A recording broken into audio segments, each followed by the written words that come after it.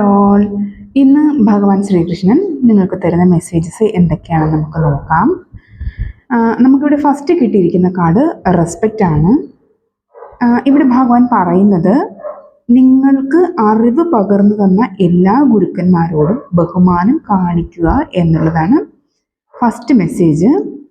മനസ്സിൽ നിങ്ങൾ അവരെ ഓർക്കാനും അതുപോലെ തന്നെ അവരോടുള്ള നന്ദി എപ്പോഴും നിങ്ങൾ മനസ്സിൽ സൂക്ഷിക്കാനുമാണ് ഇവിടെ ഭഗവാൻ മെസ്സേജ് തരുന്നത്. നിങ്ങളെ ഇരുട്ടിൽ നിന്നും വെളിച്ചത്തിലോട്ട്, അറിവിൻ്റെ വെളിച്ചത്തിലോട്ട് നിങ്ങളെ കൈപിടിച്ച് കൊണ്ടുവന്ന അവരുടെ സ്ഥാനം മാതാവിനും പിതാവിനും ശേഷം കൊടുക്കേണ്ടതാണ്. അതിനുശേഷം മാത്രമാണ് ഭഗവാന് പ്രയോറിറ്റി കൊടുക്കാനുള്ളത് എന്നുള്ളൊരു മെസ്സേജാണ് ഭഗവാൻ ഇവിടെ തരുന്നത്.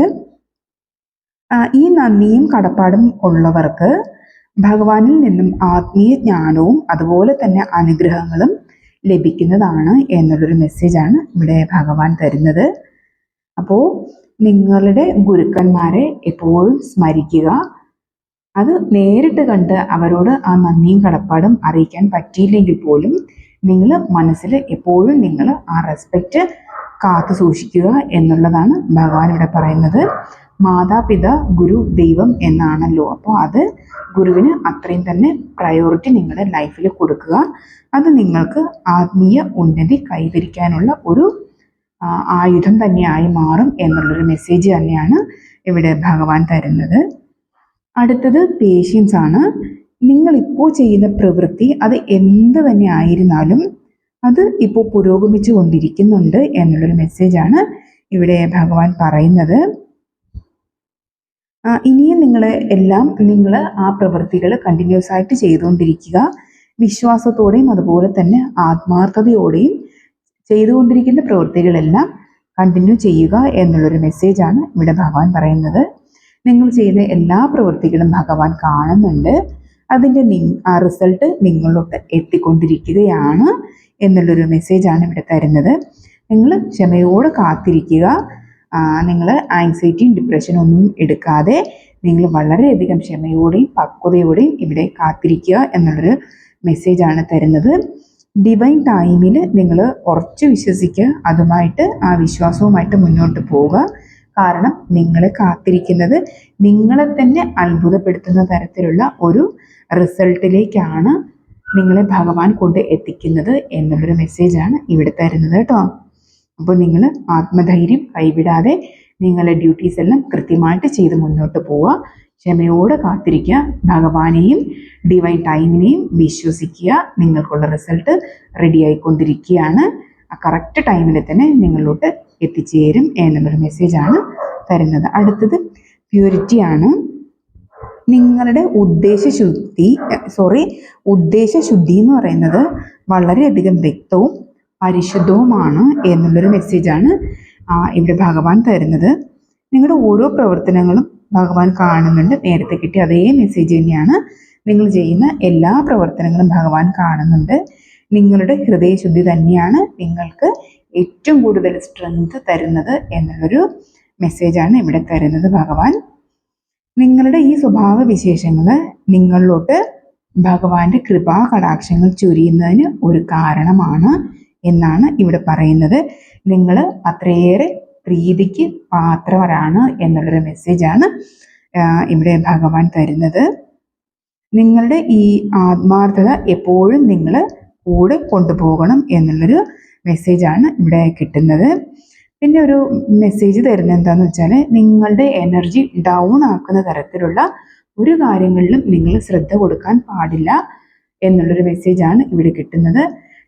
നിങ്ങളെ ഒന്ന് ഡൗൺ ആക്കുന്ന തരത്തിലുള്ള കാര്യങ്ങൾ ആരെങ്കിലും പറയുകയോ അതിനെക്കുറിച്ച് നിങ്ങൾ അറിയുകയോ ചെയ്യുകയാണെങ്കിൽ നിങ്ങൾ അത് മൈൻഡ് ചെയ്യാതെ നിങ്ങളുടെ പ്രവർത്തന മേഖല എന്താണോ അത് കണ്ടിന്യൂസ് ആയിട്ട് ചെയ്യുക. നിങ്ങളെ ഭഗവാൻ കാണുന്നുണ്ട് എന്നുള്ളൊരു മെസ്സേജാണ് ഇവിടെ തരുന്നത് കേട്ടോ.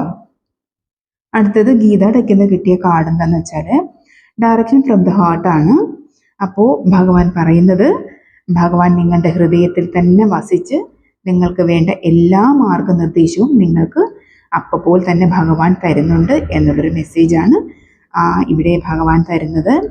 അർജുനന് ഭഗവാൻ എങ്ങനെയാണോ ഗീത ഉപദേശിച്ചത് അതുപോലെ തന്നെ നിങ്ങളുടെ ഓരോരുത്തരുടെയും ഹൃദയത്തിൽ ഭഗവാൻ വസിച്ച് നിങ്ങൾക്ക് ആവശ്യമുള്ള എല്ലാ ഗൈഡൻസും ഭഗവാൻ ഇൻഡ്യൂഷൻ വഴി നിങ്ങളിലോട്ട് തരുന്നുണ്ട്. അത് നിങ്ങൾ ഇൻഡ്യൂഷൻ ശ്രദ്ധിക്കുക എന്നുള്ളൊരു മെസ്സേജാണ് ഇവിടെ ഭഗവാൻ നിങ്ങൾക്ക് തരുന്നത്. നിങ്ങളുടെ എല്ലാ ആശങ്കകളും സംശയങ്ങളും എന്തെങ്കിലും ഇമോഷണൽ ഡിപ്രഷനോ അങ്ങനെ എന്തെങ്കിലും ഉണ്ടെങ്കിൽ അത് നിങ്ങൾ ഭഗവാനിലോട്ട് സറണ്ടർ ചെയ്യുക. ഭഗവാൻ തെളിയിച്ചു തരുന്ന പാത പിന്തുടർന്ന് മുന്നോട്ട് പോവുക എന്നുള്ളൊരു മെസ്സേജാണ് ഇവിടെ നിങ്ങൾക്ക് തന്നിരിക്കുന്നത് കേട്ടോ. അടുത്തത് റെയർ സോളാണ്. നിങ്ങളുടെ സോൾ എന്ന് പറയുന്നത് വളരെ റെയർ ആയിട്ടുള്ളൊരു സോളാണ് എന്നുള്ളൊരു മെസ്സേജാണ് ഇവിടെ ഭഗവാൻ പറയുന്നത്. നിങ്ങൾ പല പല ജന്മം എടുത്തിട്ടുള്ള സോളാണ്. ജനന മരണ സൈക്കിളിലൂടെ കടന്നു പോയിട്ടുള്ള നിങ്ങളുടെ ഈ സോള് ഈ ജന്മം ഭഗവാനിൽ ലയിക്കാനായിട്ട് ജന്മം എടുത്തിട്ടുള്ളതാണ് എന്നുള്ളൊരു മെസ്സേജാണ് ഇവിടെ ഭഗവാൻ തരുന്നത്. നിങ്ങളുടെ സോൾ എന്ന് പറയുന്നത് വളരെ പവിത്രവും ശുദ്ധവുമായിട്ടുള്ളതാണ്. അതുപോലെ തന്നെ നിങ്ങൾ അത്രയും പവിത്രമായിട്ടുള്ള ഹൃദയത്തിന് ഉടമകളാണ് എന്നുള്ളൊരു മെസ്സേജാണ് ഇവിടെ ഭഗവാൻ തരുന്നത്. നിങ്ങൾ ഭഗവാനിലോട്ട് കൂടുതൽ കൂടുതൽ അടുത്തുകൊണ്ടിരിക്കുകയാണ് എന്നുള്ളൊരു മെസ്സേജ് തരുന്നുണ്ട്. ഒരു കംപ്ലീറ്റ് സ്പിരിച്വൽ എവേക്കനിങ് സ്റ്റേജിലോട്ട് നിങ്ങൾ പോകുന്നു എന്നാണ് ഭഗവാൻ ഇവിടെ പറയുന്നത്. നിങ്ങൾ നാൾക്ക് നാൾ ഓരോ ദിവസവും നിങ്ങൾ വളരെയധികം ആത്മീയ ഉന്നതി നേടിക്കൊണ്ടിരിക്കുന്നു, ഭഗവാനിലോട്ട് അടുത്തുകൊണ്ടിരിക്കുന്നു എന്നുള്ളൊരു മെസ്സേജാണ് ഇവിടെ തരുന്നത്. അടുത്തത് ട്രാൻസ് മൈഗ്രേഷൻ ആണ്. ശാരീരികവും മാനസികവും വൈകാരികവുമായി എന്തെല്ലാം ട്രാൻസ്ഫോർമേഷനിലൂടെ നിങ്ങൾ കടന്നു പോയിരുന്നാലും അത് നിങ്ങളുടെ തന്നെ സോൾ പ്ലാൻ അനുസരിച്ചിട്ടുള്ള യാത്ര പ്രകാരമാണ് നിങ്ങൾ പോകുന്നത് എന്നുള്ളൊരു തിരിച്ചറിവ് നിങ്ങൾക്ക് വേണം എന്നാണ് ഇവിടെ ഭഗവാൻ പറയുന്നത്. ആ യാത്ര നിങ്ങൾ ഭയപ്പെടാതെ അംഗീകരിക്കുക എന്നാണ് ഇവിടെ ഭഗവാൻ പറയുന്നത്. നിങ്ങളുടെ ലൈഫിൽ നടന്നിട്ടുള്ള കഷ്ടനഷ്ടങ്ങളിൽ നിങ്ങൾ വ്യാകുലപ്പെടാതെ മുന്നോട്ട് അതെല്ലാം ഉൾക്കൊണ്ട് തന്നെ പോവുക എന്നുള്ളൊരു മെസ്സേജാണ് ഇവിടെ ഭഗവാൻ തരുന്നത്. നിങ്ങൾ പഴയ ജീവിത സാഹചര്യങ്ങളെയും നിങ്ങളുടെ ഇമോഷൻസിനെയും എല്ലാം കളഞ്ഞ് പുതിയ ലൈഫ് എന്താണോ, നിങ്ങളുടെ സോൾ പർപ്പസ് എന്താണോ അതുമായിട്ട് മുന്നോട്ട് പോവുക എന്നുള്ളൊരു ഗൈഡൻസ് ആണ് ഇവിടെ ഭഗവാൻ നിങ്ങൾക്ക് തരുന്നത്. അതുപോലെ തന്നെ നിങ്ങളുടെ ആയുധം എന്ന് പറയുന്നത് നിങ്ങളുടെ ക്ഷമയും അതുപോലെ തന്നെ നിങ്ങളിലുള്ള ബഹുമാനവും അതുപോലെ തന്നെ ഹൃദയശുദ്ധിയുമാണ്.